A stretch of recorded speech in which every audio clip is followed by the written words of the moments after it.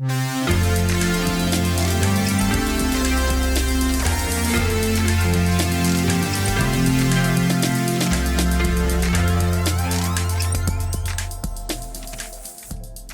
friends, and welcome to Weekly Witness, Texas Impact's weekly podcast designed to help mainstream Texans of faith understand the legislative process and to help you engage with the Texas legislature. My name is Scott Atnip, your host and Texas Impact's Director of Public Witness, and today we're bringing even more content from the United Women in Faith legislative event, and more content about reproductive health in advance of the Texas Impact events this weekend with Reverend Dr. Rebecca Todd Peters. As always, make sure you check out Texas Impact's events page and social media so you don't miss an opportunity to see the team on the road. This last week, the United Women in Faith welcomed State Representative Donna Howard to talk with them at the Capitol. Representative Howard is a woman of faith herself and also has a special role as the Chairwoman of the Texas Women's Health Caucus. It should be no surprise that an event with 250 Texas women of faith would be particularly concerned about women's health issues during a year and an election cycle when their health will literally be on the ballot. So we thought it would be appropriate to bring Representative Howard's comments to you this week as you consider the issues shaping the political discourse and consider how you can get involved. I'll also remind you that this is event season for Texas Impact. We've already been in Austin and Dallas and will soon be in College Station and Houston, so make sure you check out the events page, register, and invite a friend in your congregation on this journey with you. Y'all, it has been so good to see so many of you on our travels, and we look forward to seeing even more of you in the weeks to come. I found that it's really good for my soul to be together with Texans of faith who are fired up and engaged in justice work, and I know many of you have felt the same way. So with that, I hope you enjoyed this week's program, and I look forward to seeing you in person soon.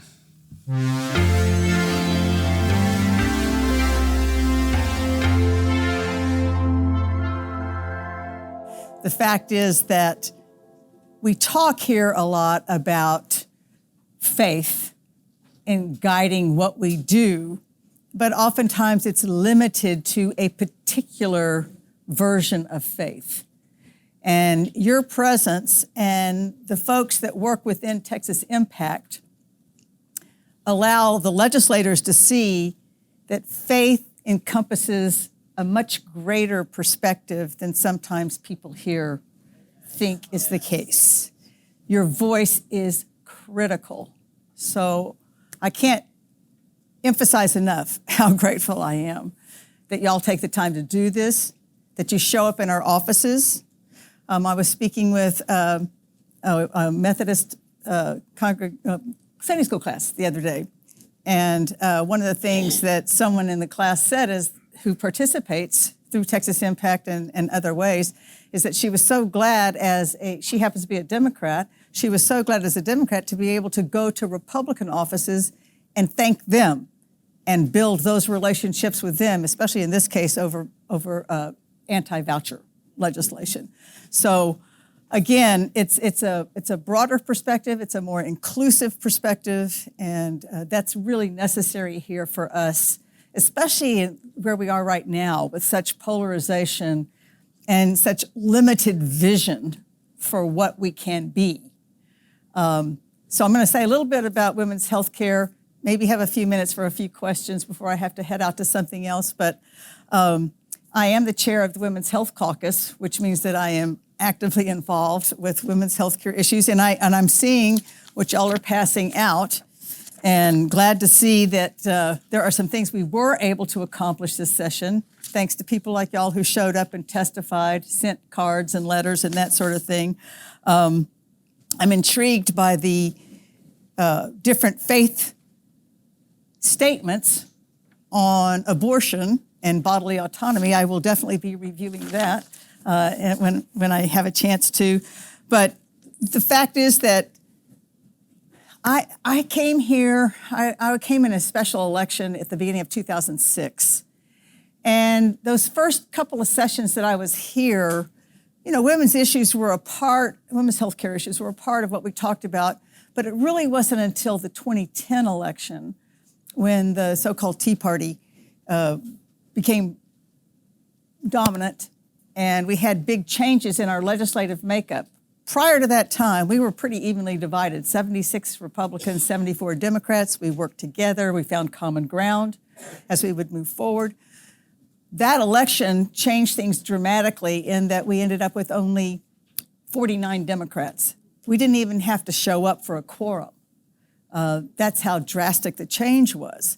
And it was really with that session that we started to see dramatic changes in how we moved forward with women's health care.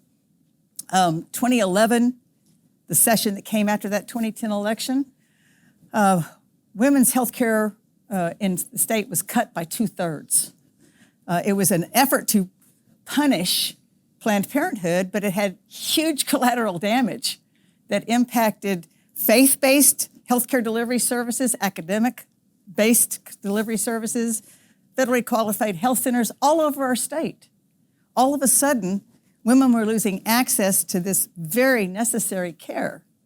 It's taken us a while to build that back. We have built it back pretty much by now, but that was 2011.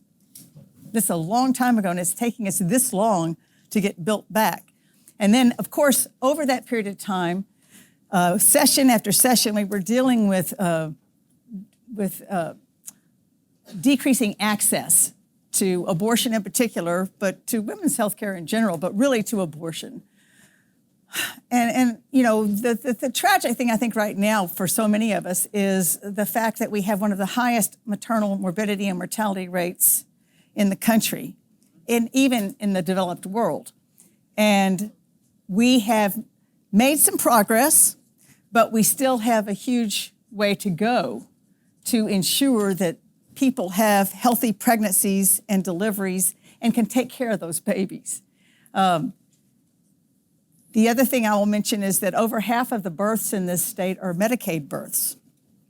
Without access to abortion health care, unplanned pregnancies can be dealt with, for those that have resources, by going to states where this is a legal medical procedure. If you do not have resources, you cannot seek health care oftentimes, which means that we will probably have more Medicaid births in this state, more low-income people having babies that they will struggle to raise, that will, and to me, we have to talk about fiscal realities, although it sounds heartless the way I'm saying it, but it's going to cost the taxpayers more at the same time.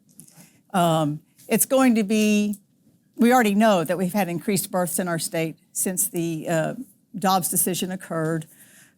We are not up to where we need to be with our maternal morbidity and mortality data to let us know how that's being impacted, but that remains to be seen. We may have recently seen the information that was generated from a research analysis that indicated that there have been a huge number of rape-related pregnancies that have not been able to be terminated.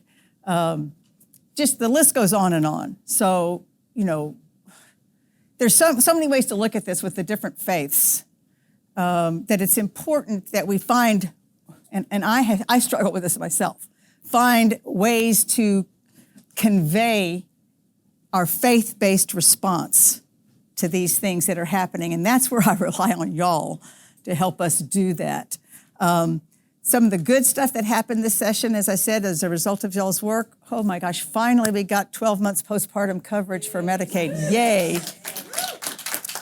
And also got the extension of access to contraceptives from getting a 1 month or 2 month or maybe even a 3 month supply to a full 12-month supply, which is huge for people, especially in rural areas, those that have limited resources to get childcare and transportation to get those prescriptions.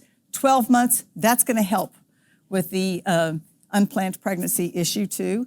Lots of things like that happened. We got more funding into women's health care. So there were some good things that came out of this session. One of the things that I worked on in particular was making sure that period products and diapers were tax-free because, up until now they have been taxed. And we've been working on that session after session after session. It became a priority for the speaker this session, and we were able to get that passed, which was just thrilling to be able to finally see these things happen. Personal statement here on my behalf, what I'm going to say. Anyway, I think part of this had to do with the reaction to being perceived as anti-woman, anti-mom with the abortion restrictions. And so we saw people kind of bend over backwards to make sure we did a few things this time to show how supportive we were of women and families. I'm okay. Great. Bring it on. Let's support them as much as we can. So there's a lot more to be done. We're going to need to keep working on this, keep our focus on moms and babies and families, because we say we want them. We need to support them and make sure they have what they need. I hope you enjoyed this week's program featuring Representative Donna Howard. I am grateful for her leadership, and I'm grateful to you for tuning in and engaging in this work. Again, this is an important year for democracy, and an especially important year for those who care about reproductive health. I know Texans of Faith will be ready for that challenge. We look forward to partnering with you. If you have questions or ideas for the program, please let me know. You can reach me at scott@texasimpact.org. I also hope you'll support this podcast by subscribing, sharing, or by joining Texas Impact as a member to support this podcast and the work of Texas Impact year-round. So with that, I think it's time to close out this episode, so remember, the world needs Texans of Faith active and engaged. So let's get to work.